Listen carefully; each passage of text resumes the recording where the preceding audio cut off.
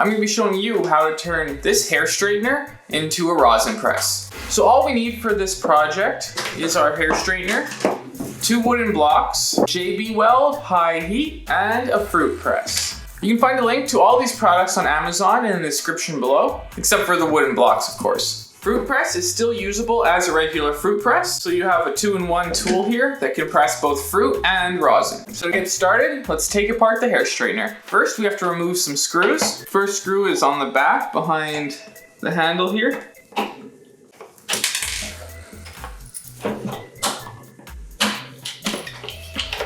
Next, crack the gold ring off the back, which will allow you to separate the power. Next, remove these screws underneath the blades. Once you've got half done, you can go ahead and snap this off, which will make accessing these screws a lot easier.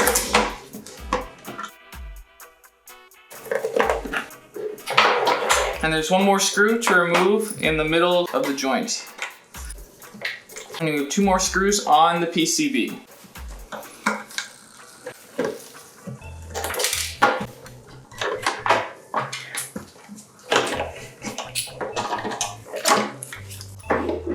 Now for the other half, there are 2 more screws hidden under the bottom here.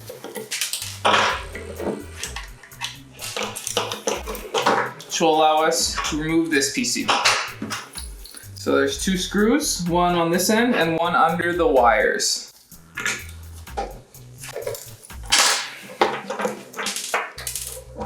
And we should be able to lift it up.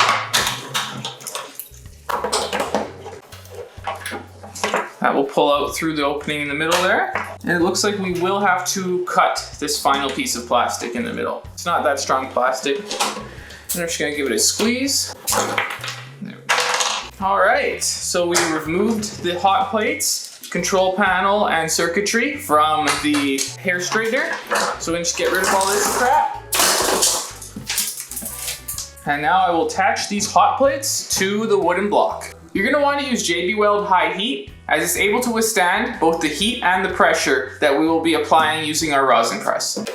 So I'll be removing these plastic clips on each end to allow us to run our wires directly flat with the plate here before proceeding with the next step where we weld it down.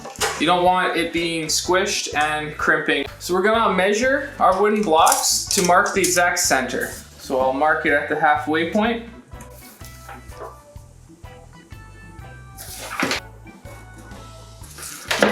And I know that's the center.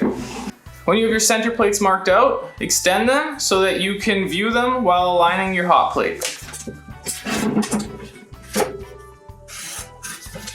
Line up your hot plates into the center of the wooden block and give them a quick outline.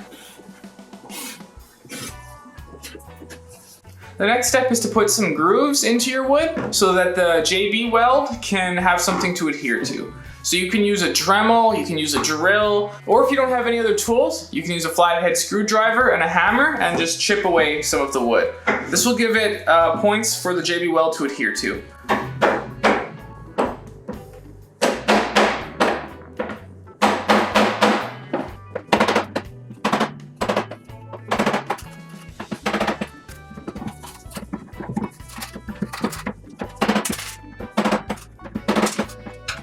Sand the surface before we apply the JB Weld.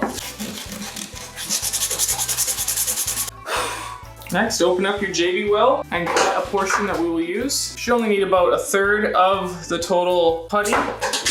After the high heat JB Weld has been fully kneaded, rip it in half and apply an even amount to each of the sides of your wooden block. And place your heat plates and squish it down. Now we'll use our press to squeeze it together. So align the 2 plates and place it into the press. So everything looks lined up to me. Give it a squeeze. Feel free to adjust the plates while you're doing this. The JB Weld takes 1 hour to set and 8 hours to fully cure. So just leave it sitting after pressing it. Feel free to check it at this point and realign it if necessary. So you do have an hour before it will fully harden, as well as smooth out any bumps or gaps that may have formed. Make sure that the bottom is flush on both sides and you don't have a wire being crimped. Here I do have a wire under the plate, so I will have to adjust that. There we go, and that allows the plate to be flat on the wood now. So everything looks good to go there. I'm going to realign the plates and place it onto the press to harden overnight. Wrap up this PCB so that when we're pressing the buttons, we don't shock ourselves.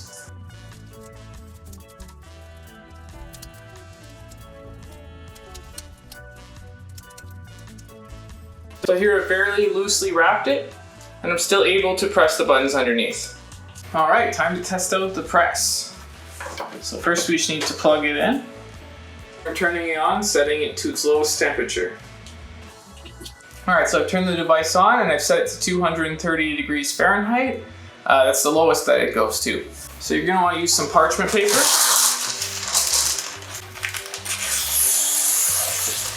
So here I have a 1.38 of bud, and I'm gonna put it into a pre-press.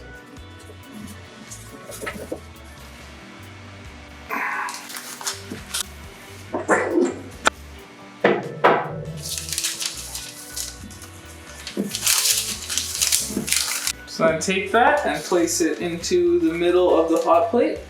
Make sure everything is lined up good. And then just pull down on the handle to press.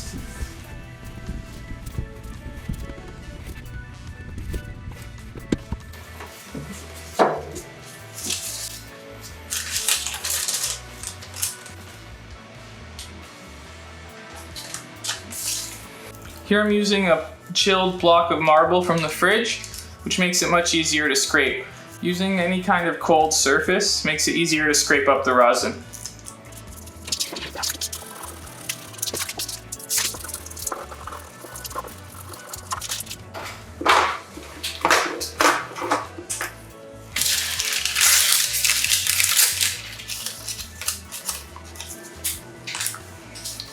So looks like we got a 0.12. Let's try and do a second press on this piece as well.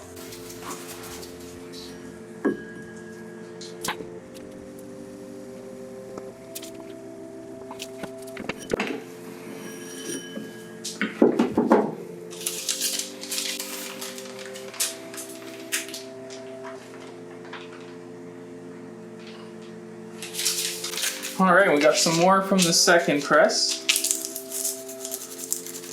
Looks like our yield was a 0.15 total, about 10% yield. I don't smoke bud often either, so I've had this sitting around for a few weeks waiting for this video.